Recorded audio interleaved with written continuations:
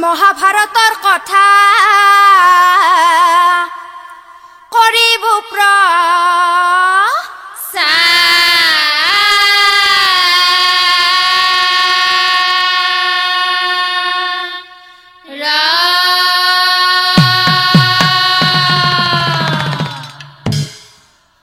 পৰম শ্ৰদ্ধাৰ নাম ধৰ্মী ৰাইজ পঞ্চ পাণ্ডৱৰ কনিষ্ঠ ভাতৃ সহদেৱ কিয় ত্ৰিকালদৰ্শী আছিল এই বিশ্ব ব্ৰহ্মাণ্ডৰ কথা জানিও বৰ্তমানৰ কথা জানিও আৰু ভূত ভৱিষ্যতৰ কথা সকলোবোৰ জানিও শুনিও কিন্তু কিয় গোপনে ৰাখিছিল আৰু এই কথা জানিবলৈ হলে আমি পাণ্ডু ৰজাৰ জীৱন কাহিনী জানিব লাগিব আহকচোন ৰাইজসকল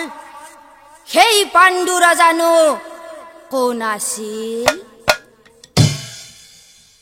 এক কুৰু বংশে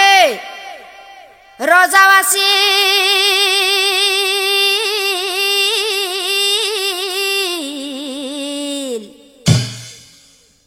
পাণ্ডু মহাৰাজ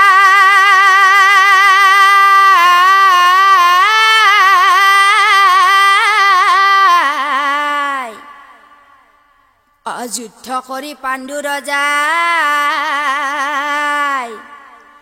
অকৰে দিগবি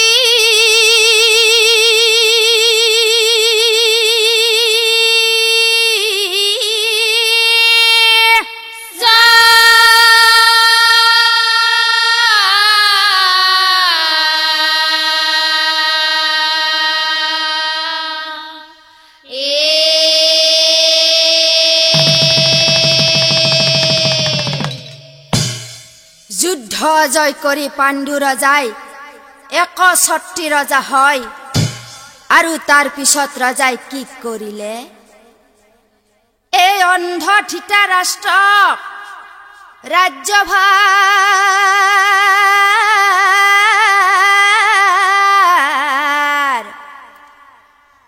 অৰ্প নকৰিলা।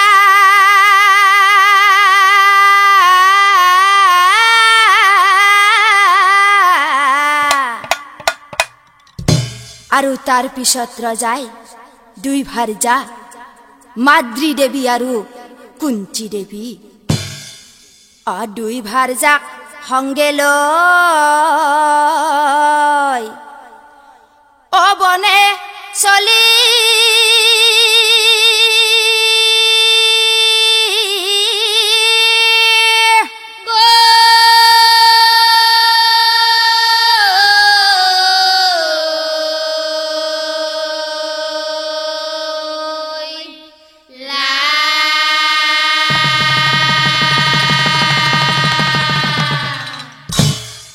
আৰু শিবিৰ কপাতে ৰজাই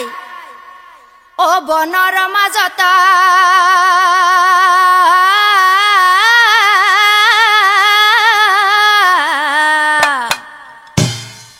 মৃগ চিকাৰ কৰি ফুৰে মনৰ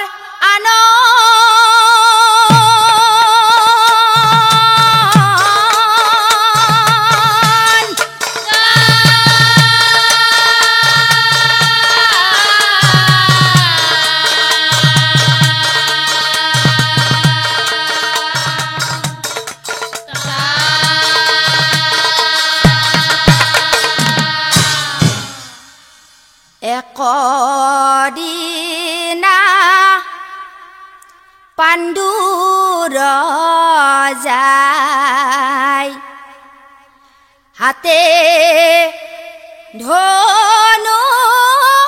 লৈ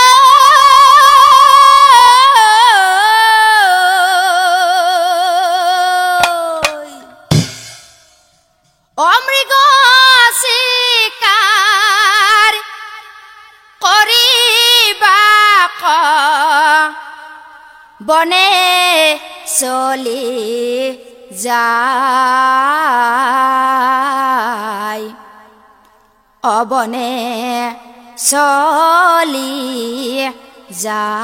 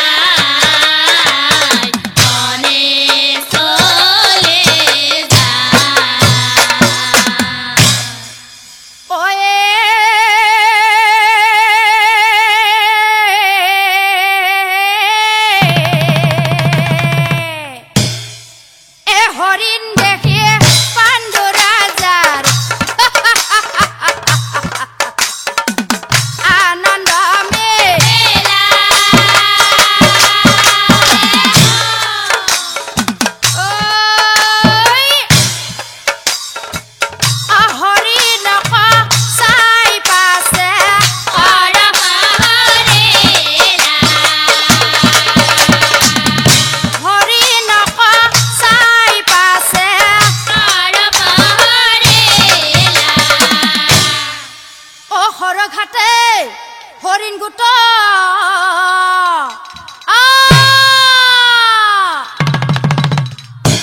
ও বাগৰি পৰিলা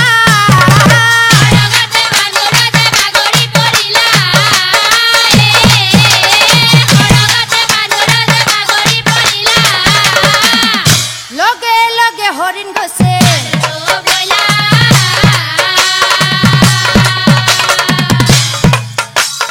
লগে লগে হৰিণ গছে ক্ৰিন্দম নামে ৰেখেৰ পুত্ৰ হৰিণ ৰূপ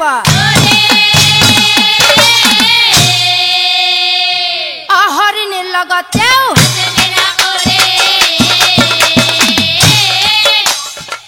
হৰিণীৰ লগত তেওঁ ঐ এই কথা পাণ্ডু ৰজাই আগে নাজানিলা আৰু সেই হৰিণ ৰূপী ঋষিৰ পুত্ৰই যন্ত্ৰণাতে কান্দি কান্দি যন্ত্ৰণাতে কান্দি কান্দি শুন হেৰ পাপিষ্ট দুৰচাৰ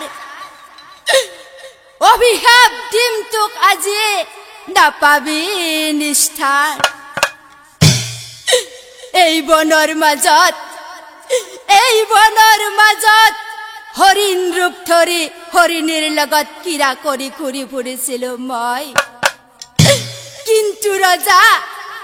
ধনুখৰ মাৰি বুকু ভেদিলি তই শুন হেৰ পাপিষ্ট দুৰচাৰ আজি মই যেনেকৈ অখুচিত মৰিব লাগিব অ ৰজা তয়ো এদিন এনেকৈ অখুচিতে মৰিব লাগিব যিদিনাই নাৰীৰ লগত সংগমত লিপ্ত হবি তই অ ৰজা লগে লগে তোৰ মৃত্যু হব জানিবি নিশ্চয় হয় হে বোলে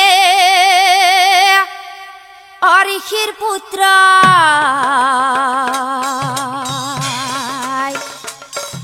অজমঘ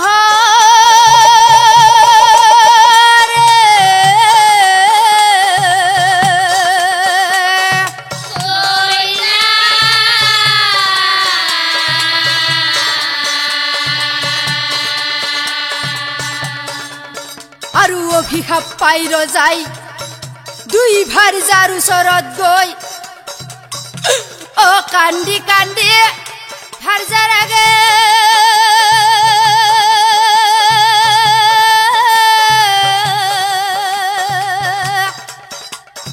কহিবে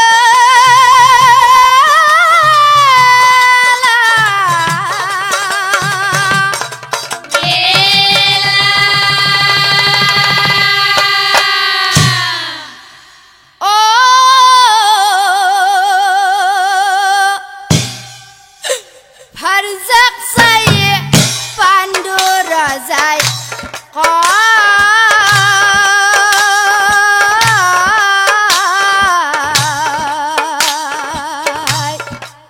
হেৰা প্ৰিয়হত ক্ৰিন্দম ৰেখেৰ সাপে মই সন্তানহে নহলো হাই ক্ৰিন্দম ৰেখেৰ সাপে মই সন্তানহে নহলো হাই কি আশালৈ থাকিম জীয়াই কি আশালৈ থাকিম জীয়াই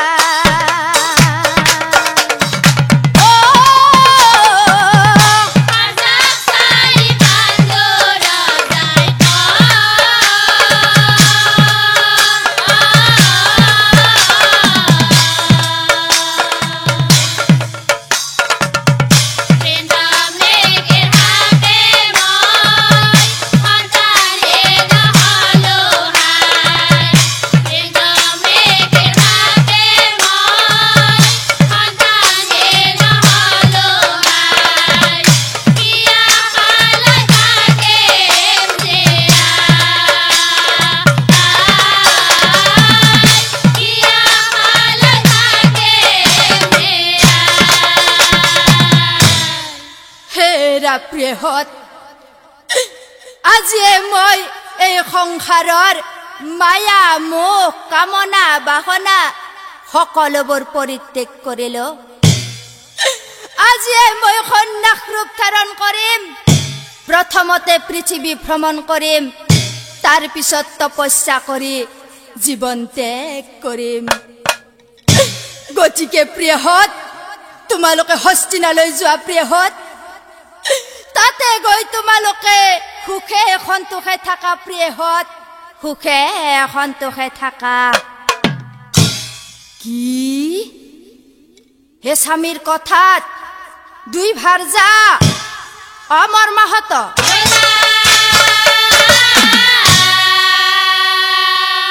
স্বামী ও স্বামীক চাহিয়া পাছে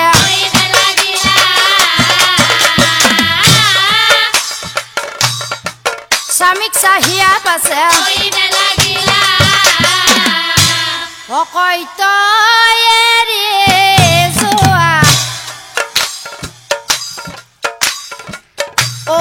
প্ৰাণ স্বামী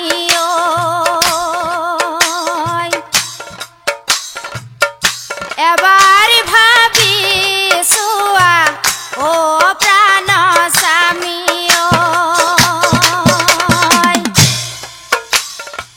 তুমি অবিহনে থাকিব নোৱাৰো অনুৱাৰো থাকিব স্বামী তোমাক এৰি অ নাযাবা না যাবা স্বামী আমাক এৰি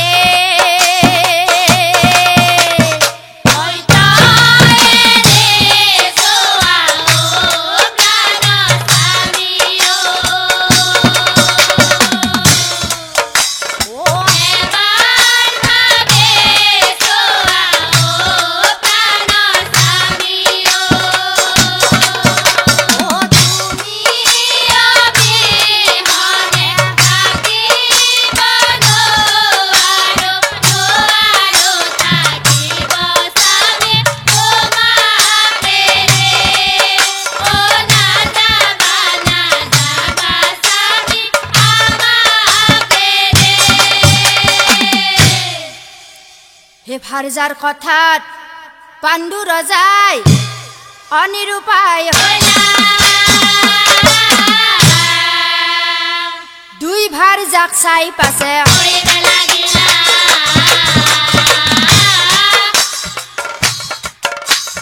দুই ভাৰ্যাক চাই পাছে হে প্ৰিয়হত তেন্তে বলা আমি হৌ হিমালয়ত যাও তাতে গৈ একেলগে তপস্যা কৰো ও যায়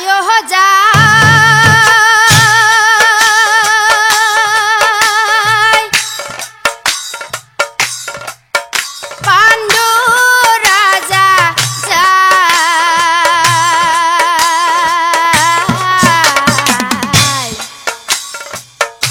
দুই ভাৰ্যাক সঙ্গে লৈ তপস্যালৈ যায়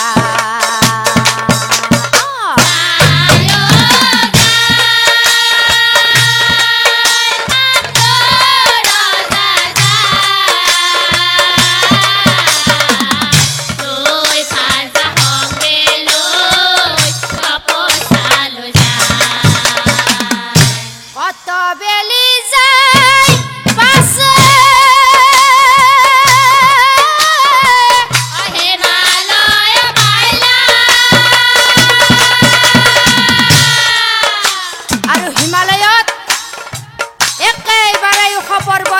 আছিল হতশৃঙ্গ পৰ্বত ও হতশৃঙ্গ পৰ্বতত উপস্থিত হৈলা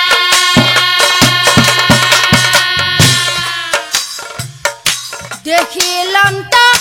সেই স্থানে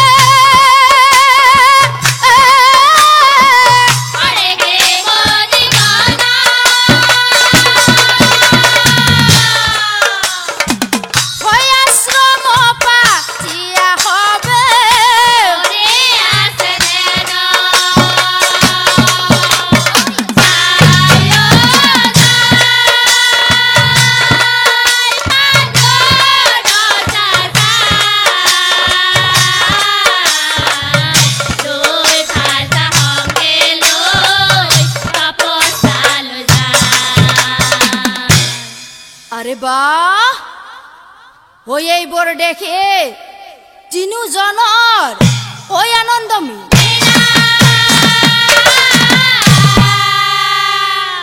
হতশৃঙ্গ পৰ্বততে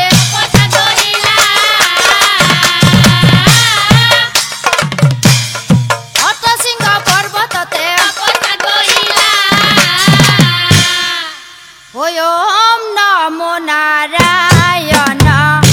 নমো নাৰায়ণ ওম নমো নাৰায়ণ নমো নাৰায়ণ কাকুতি কৰিছো প্ৰভু অ তোমাৰ শৰণ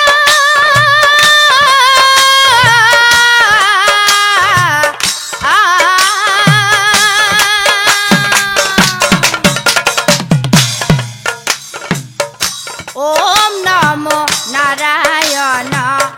নমো নাৰায়ণ ওম নমো নাৰায়ণ নমো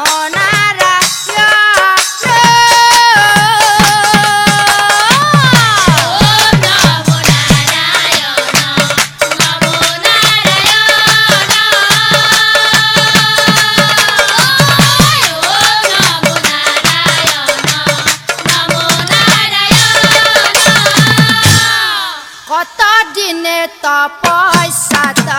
সিদ্ধি লাভ কৰিলা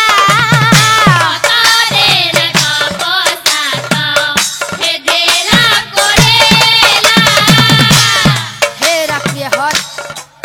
যিহেতু আমি সিদ্ধি লাভ কৰিলোৱে তেন্তে বলা আমি হও স্বৰ্গলৈ যাওঁ স্বৰ্গত যাব হেতু আয়োজন কৰিলা আয়োজন কৰিলা ওম নমো নাৰায়ণ নমো নাৰায়ণ ওম নমো নাৰায়ণ নমো নাৰায়ণ হে ধীৰে ধীৰে তিনিজনে অগমনকো আৰু তাক দেখি তাত থকা ঋষিমুনিসকলে ঋষিমুনিগণে দেখি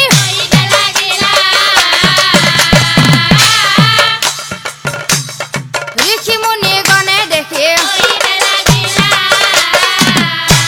হেৰৈ বোপাহঁত কোন তোমালোক আৰু এই পথেৰে কলৈ যাব খুজিছা তেতিয়া পাণ্ডু ৰজাই কৈছিল কি কৈছিল গুৰুদেৱ গুৰুদেৱ হে কুৰুবংশে জন্মিছো মই অ পাণ্ডু মোৰ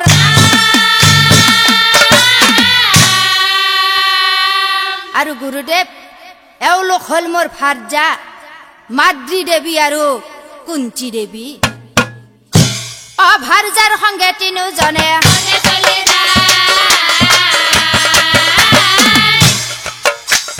ভাৰ্যাৰ সংগে তিনিজনে নিজ কৰ্ম দুখে গুৰু সন্তান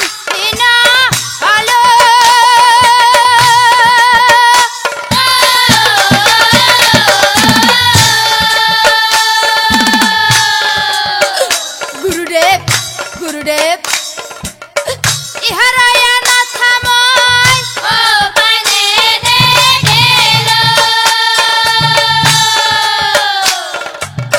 ইহাৰায়া নাথাময়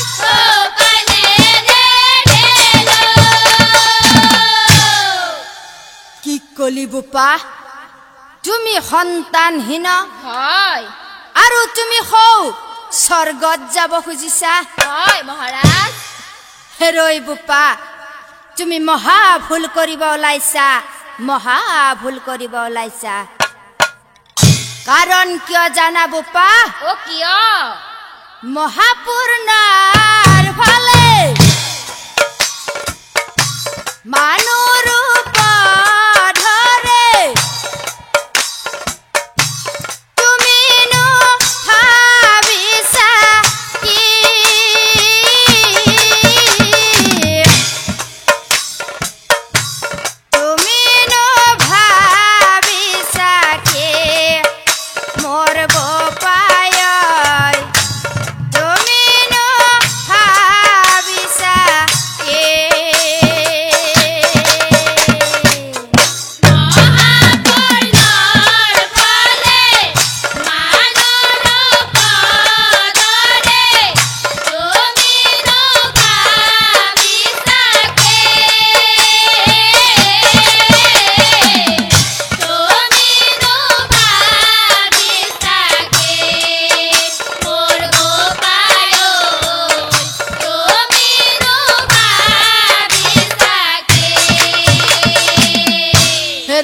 ৰূপা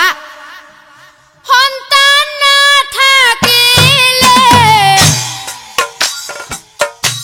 যাব নোৱাৰিবা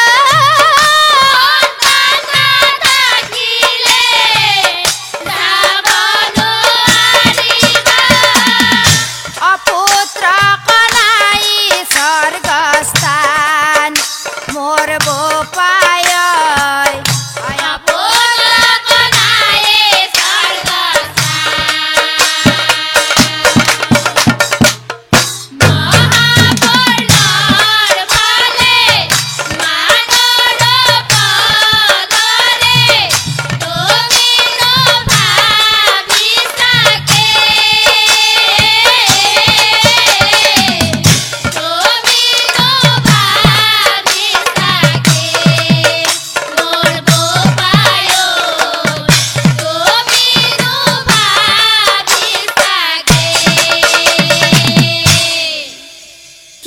গুৰুদেৱ তাৰ মানে গুৰুদেৱ আমি স্বৰ্গলৈ যাব নোৱাৰিম নোৱাৰিবা তেনেহলে আমি এতিয়া কি কৰিম গুৰুদেৱ আমাক এটা উপায় দিয়ক গুৰুদেৱ আমাক এটা উপায় দিয়ক যেতিয়া ঋষি মুনিসকলে কৈছিল হে বাছা হে দিব্য চকুৰে বাছা দেখিলো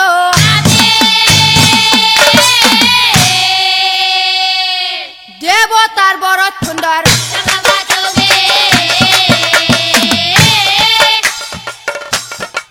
দেৱতাৰ বৰত সুন্দৰ মহা শক্তিশালী হব তোমাৰ পুত্ৰগণ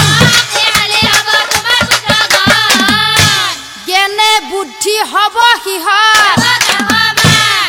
কি কলে গুৰুদেৱ তাৰ মানে গুৰুদেৱ মই সন্তানৰ পিতৃ হব পাৰিম পাৰিবা তাৰ মানে গুৰুদেৱ আমি স্বৰ্গলৈ যাব পাৰিম পাৰিবা পাৰিবা অ কথা শুনি পাণ্ডু ৰজাৰ ঐ আনন্দ মিলিলা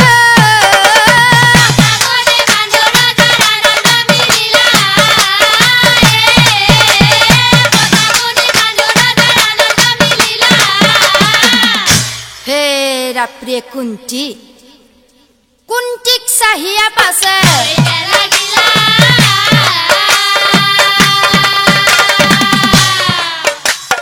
কুন্তিক চাহিয়া পাছে হেৰা প্ৰিয় কুন্তি তুমি ঋষিমুনি সকলৰ কথা নিষ্কানে শুনিলা নহয় গতিকে প্ৰিয়ে আমাৰ সন্তানৰ কাৰণে তুমি কিবা এটা কৰা প্ৰিয়ে মোক পিতৃঋণৰ পৰা উদ্ধাৰ কৰা প্ৰিয়ে মোক পিতৃঋণৰ পৰা উদ্ধাৰ কৰা তেতিয়া কুন্তি দেৱীয়ে স্বামীক চাই কৈছিল ও কি কৈছিল স্বামী স্বামী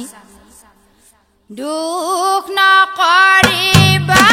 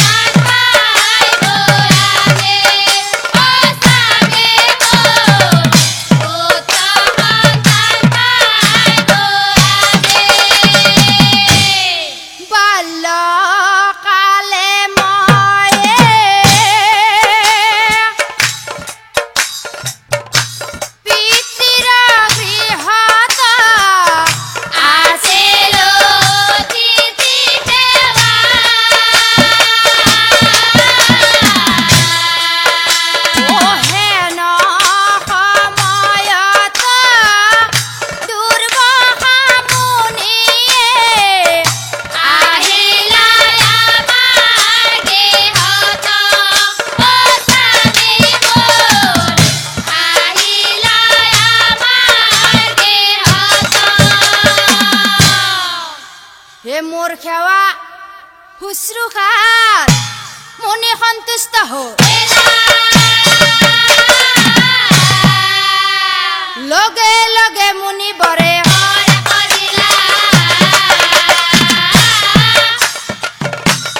লগে লগে মুনি বৰে স্বামী মোক দুৰ্বাসা মুনিয়ে কি বৰ দিছিলে জানা স্বামী মোক দুৰ্বাসা মুনিয়ে এক মন্ত্ৰ বৰ দিছিলে আৰু মই মন্ত্ৰটো পাঠ কৰি যিজন দেৱতাকে স্মৰণ কৰিম তেওঁৱে লগে লগে আহি মোৰ ওচৰত দেখা দিব আৰু মই জীৱৰ মাগো তাকে দিব গতিকে কওক স্বামী আমি কোন দেৱতাৰ পৰাই পুত্ৰ বৰ মাগো তেতিয়া পাণ্ডু ৰজাই কৈছিল কি কৈছিল হে ৰাপ্ৰিয়ে কুন্তি মানুহে যাগ যজ্ঞ পূজা পাতল আনকি বহুত বছৰ তপস্যা কৰিও দেৱতাৰ পৰাই বৰ লাভ কৰিব পৰা নাই এই বৰ দেখোন তোমাৰ হাততে আছে গতিকে প্ৰিয়ে শুভ কাম কৰাত কোনো পলম নাই প্ৰিয়ে কোনো পলম নাই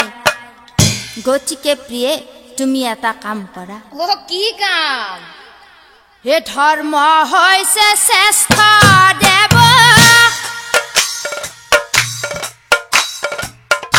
দেৱতাৰ ভিতৰ প্ৰথমতে ধৰ্মদেৱ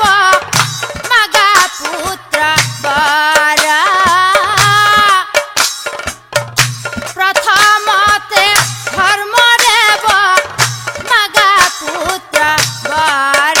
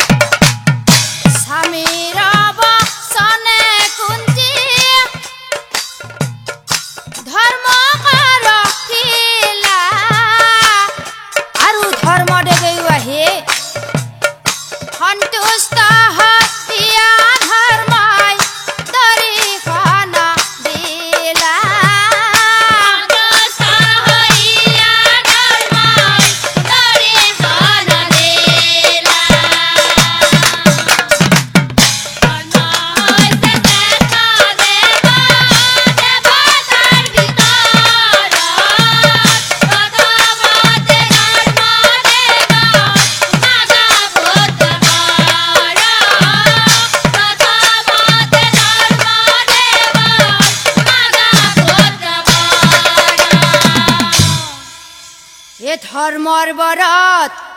কুন্তি দেৱী অগৰ্ভৱতী দশ মাহ হন্তে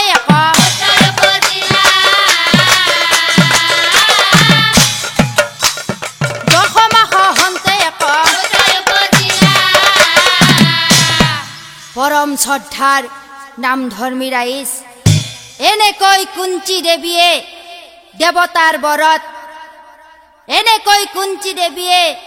দেৱতাৰ বৰত ধৰ্মৰ পৰাই ধৰ্মপুত্ৰ যুধিষ্ঠিৰক লাভ কৰিলা মহাশক্তিশালী বায়ু দেৱতাৰ পৰা লাভ কৰিলে মহাবলী ভীম আৰু সৰ্বগুণ সম্পন্ন দেৱতা দেৱৰাজ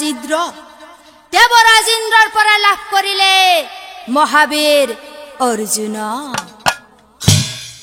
আৰু কুন্তিৰ তিনি পুত্ৰ দেখি পাণ্ডু ৰজাৰ দ্বিতীয় ভাৰ্যা মাদ্ৰী দেৱীয়ে স্বামীৰ ওচৰলৈ গৈ স্বামীক চাই কৈছিল, স্বামী স্বামী অমাদ্ৰী বোলে শুনা স্বামী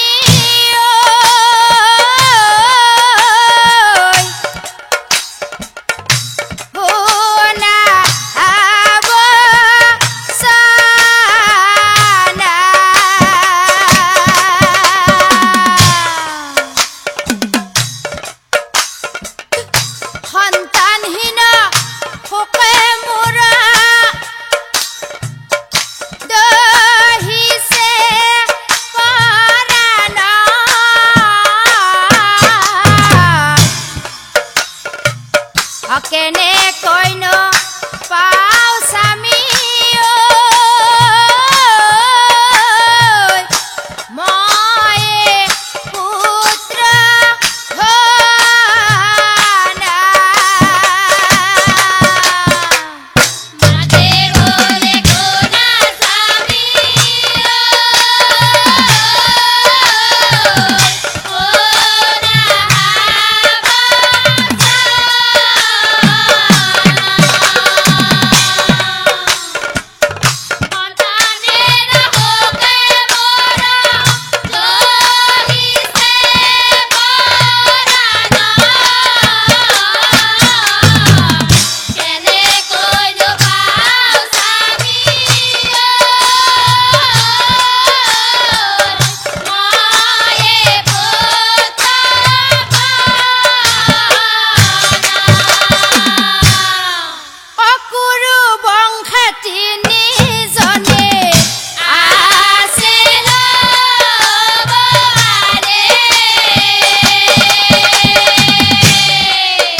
স্বামী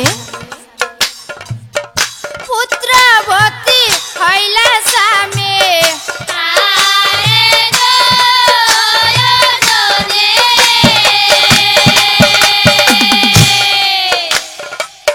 অদেৱৰ বৰে কুন্তী দেৱীয়ে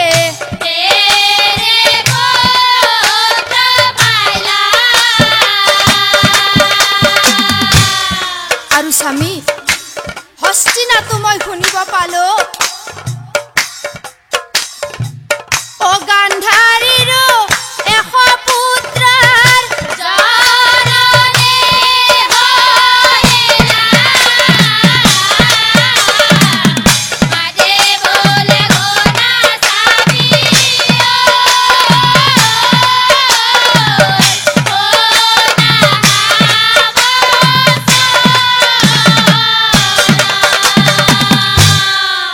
স্বামী হে কুন্তী যদি মন্ত্ৰটো মোক মৰম কৰি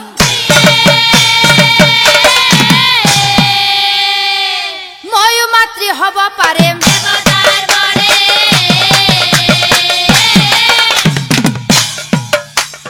ময়ো মাতৃ হ'ব পাৰিম মাতৃৰ কথাত পাণ্ডু ৰজাই কুন্তীৰ কাষে গলা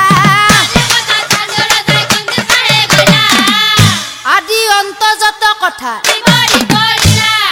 যেতিয়া কুন্তী দেৱীয়ে স্বামীক চাই কৈছিল কি কৈছিল স্বামী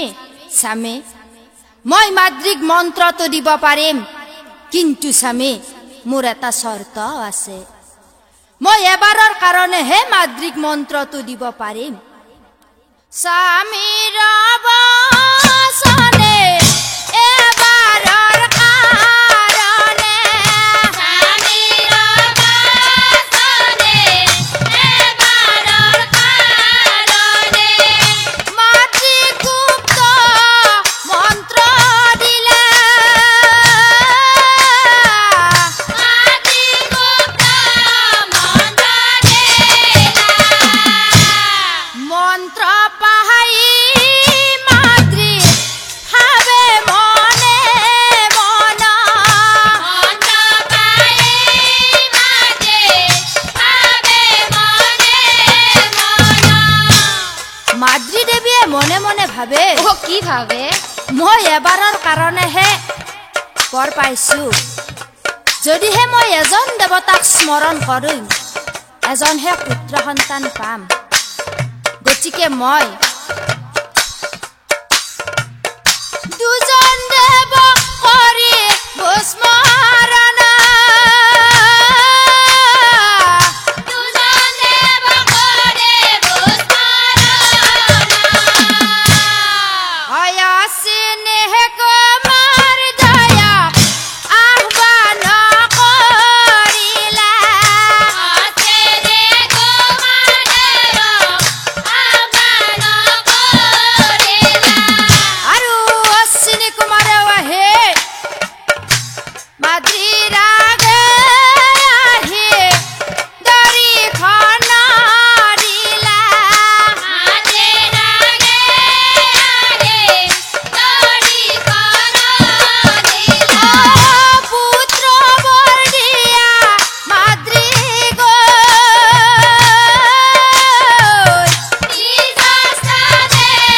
চলি গলা অদশমাহ হন্তে যমজ অপুত্ৰই উপজিলে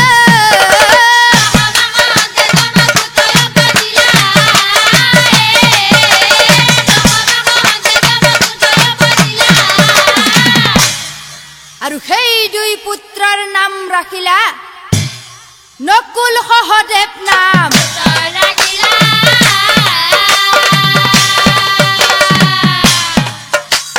নকুল সহদেৱ নাম এনেকৈ পাণ্ডু ৰজাই দেৱতাৰ বৰত এজন এজনকৈ 5জন পুত্ৰ সন্তান পালে অয়ে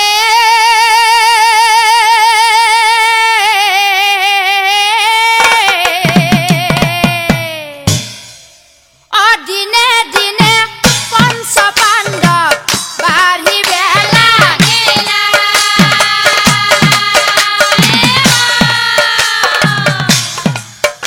আৰু এদিনাখন ৰজাই পুত্ৰসকলক মাতি আনে ধৰ্ম শিক্ষা নীতি শিক্ষা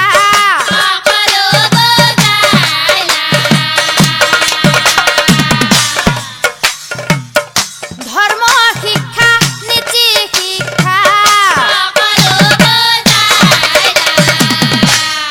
হেৰৈ বাচাহত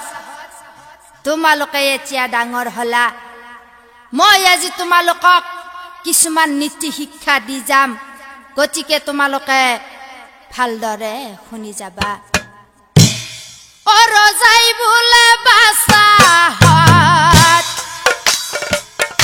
কওঁ শুনা মই বাচা কওঁ শুনা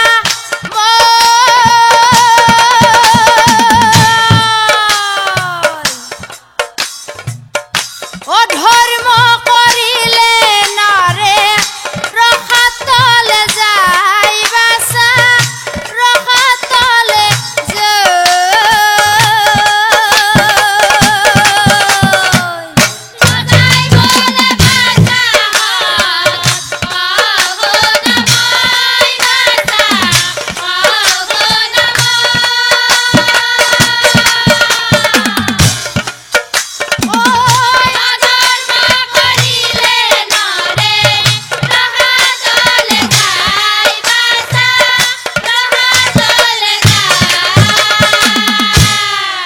হেৰৈ বাচাহত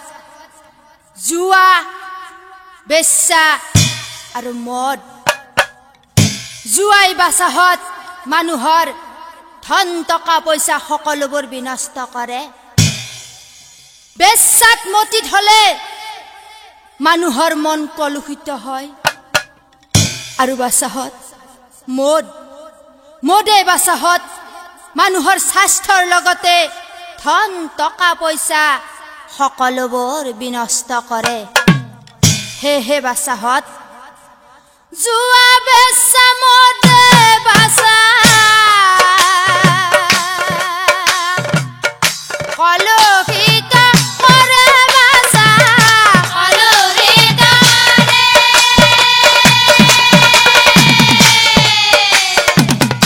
মহাপাপ জীৱ দেহা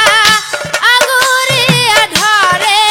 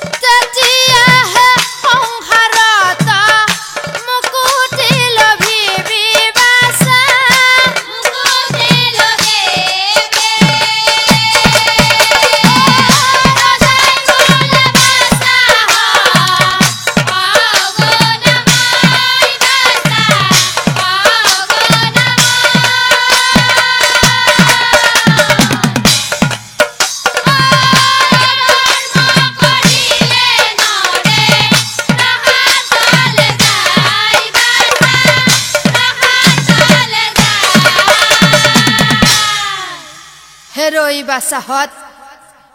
এ পাপৰ আৰ্জিত ফল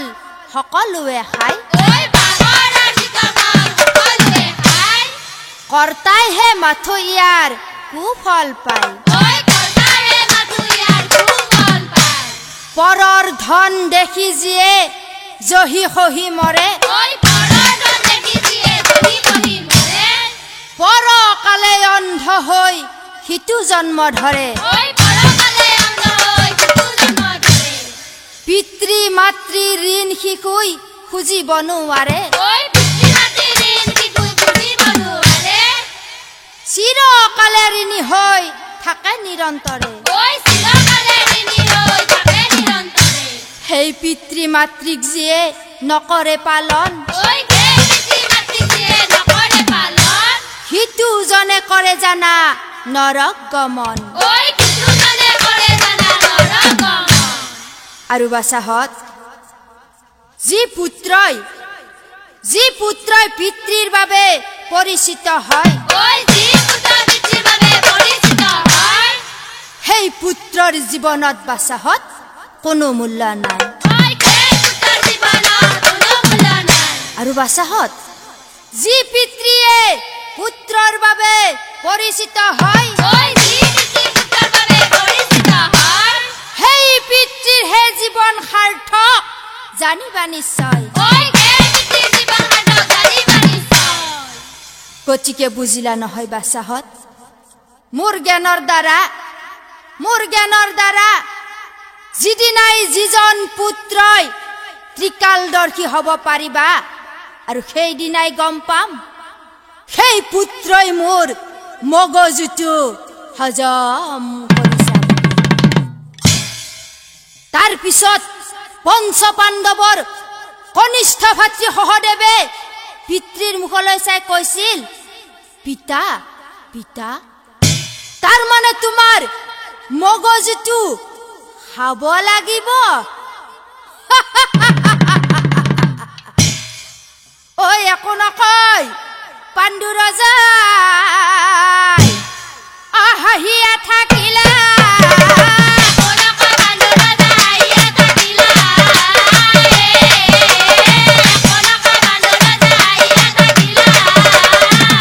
কিন্তু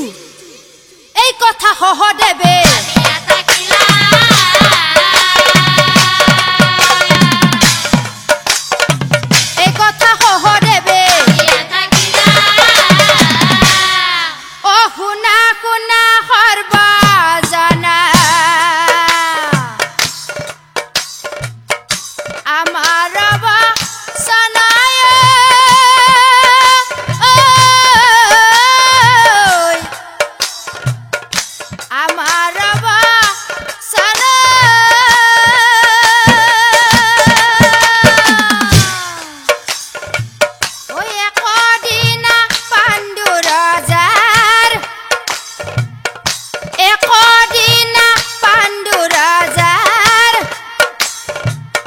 ঘতে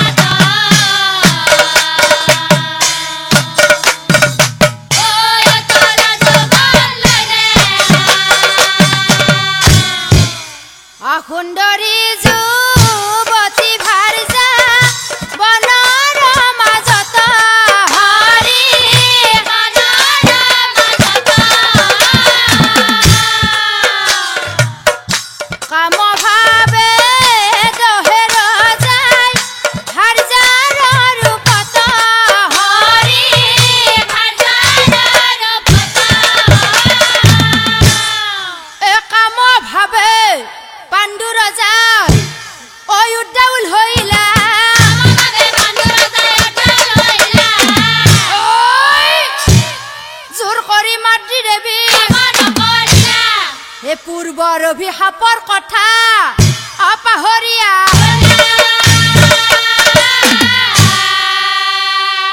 লগে লগে বনৰ মাজত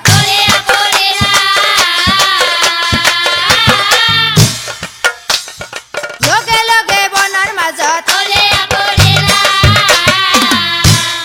পাণ্ডু ৰজা মৰি গল মাদ্ৰিয়ে ৰে কিলায়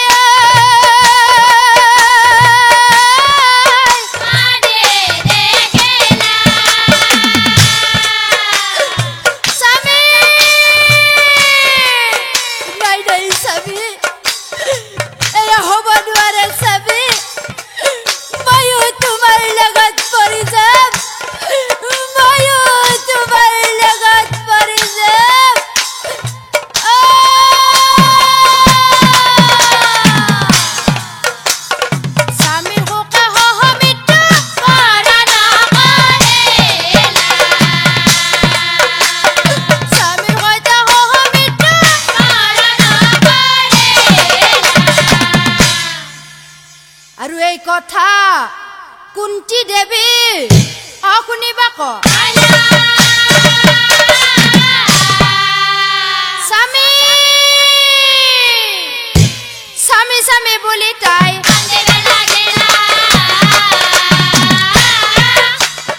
স্বামী স্বামী বুলি তাই কৈতা গছি গলা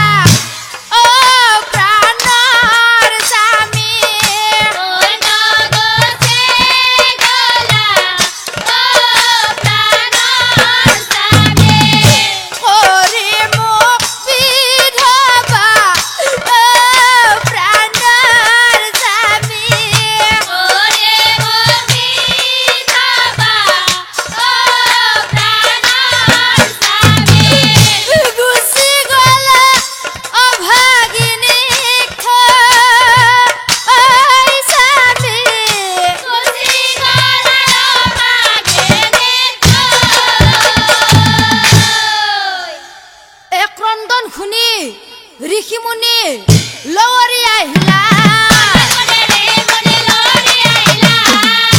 কুন্তি দেৱীক চাই পাছে হে আই কুন্তি দেৱী এই মৃতকৰ কাৰণে কান্দি কাটি লাভ নাই আই আমি মনুষ্য জীৱন এদিন নহয় এদিন যাবই লাগিব কোনোবা হয়তো দুদিন আগত যাব কোনোবা হয়তো দুদিন পিছত যাব গতিকে আই সকলোৱে যাবই লাগিব হয় আই গতিকে আই তুমি এই সৰু সৰু পুত্ৰসকলক লৈ এই শতশৃংগ পৰ্বতৰ ওপৰত কেনেকৈ থাকিবা বলাও আই তোমাক আমি হস্তিনালৈ লৈ যাওঁ তাতে গৈ থৈ আহোঁ হে ঋষিমুনিৰ কথাত কুন্তি অনুমতি আৰু ঋষিমুনি সকলেও আমাৰ হাৰুটিয়ে কান্ধত লৈ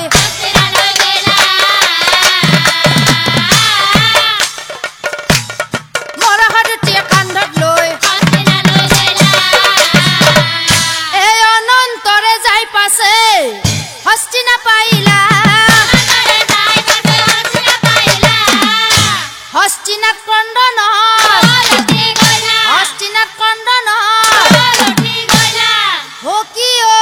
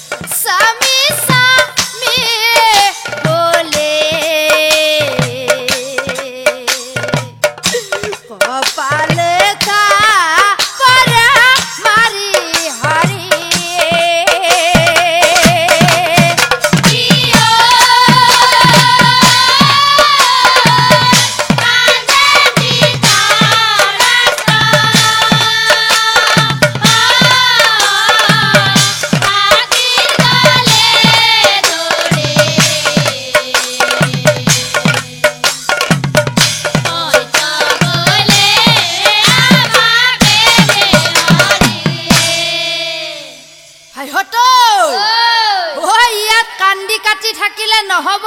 নহব বল আমি মৰাহাদুচি হৌ গংগাৰ তীৰত লৈ যাও তাতে গৈ দাহন কৰো ও মৰাহাদুচি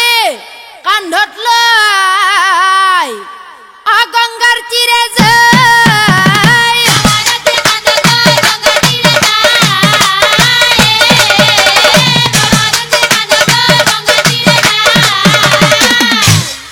সীতা সজাই পাণ্ডৱ বনে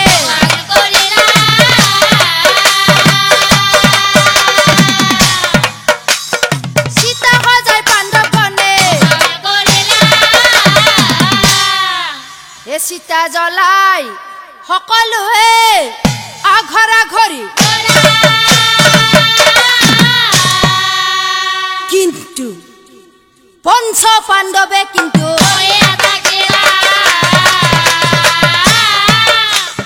পঞ্চ পাণ্ডৱে কিন্তু আৰু তেতিয়াই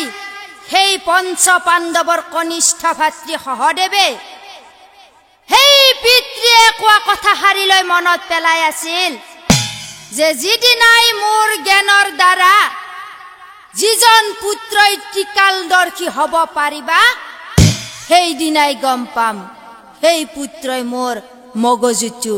হজম কৰিছা বুলি কিন্তু কি আচৰিত হেনকালে মগজুটো ওলাই আহিলা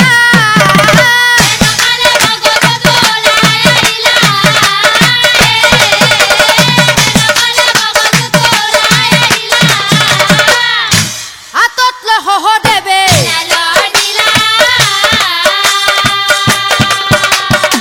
হাতত লৈ সহদেৱে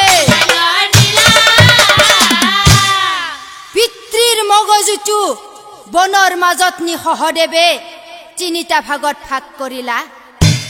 প্ৰথম ভাগ খাই দিয়াৰ লগে লগে এই বিশ্ব ব্ৰহ্মাণ্ডৰ কথা গম পাই গল আৰু দ্বিতীয় ভাগ খাই দিয়াৰ লগে লগে বৰ্তমানৰ কথা গম পাই গল আৰু তৃতীয় ভাগ খাই দিয়াৰ লগে লগে ভূত ভৱিষ্যতৰ কথা সকলোবোৰ গম পাই গল লগে লগে সহদেৱ ত্ৰিকালদৰ্শী হল লগে লগে সহদেৱ ত্ৰিকালদৰ্শী হল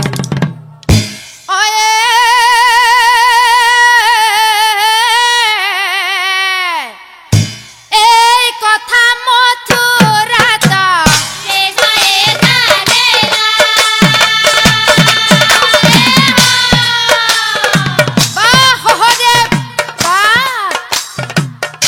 সহদেৱৰ ওচৰত